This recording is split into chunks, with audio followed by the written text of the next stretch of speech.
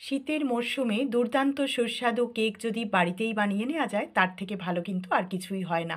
১ বাটি সুজি আমি মিক্সিতে গুঁড়ো করে নিলাম আর তার সঙ্গে দিলাম হাফ বাটি আটা, একটু চেলে দিয়েছি, আর স্বাদ মতো নুন দিলাম।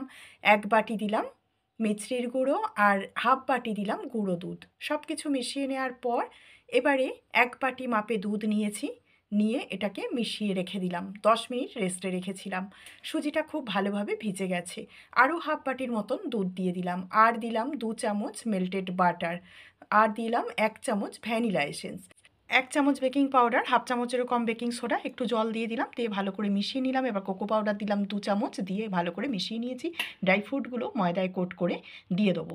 এবার এই কেকটাকে বেক করব ৩০ মিনিট। ওপরে দিয়ে দেবো কিছুটা ভাজা বাদাম আর চেরি।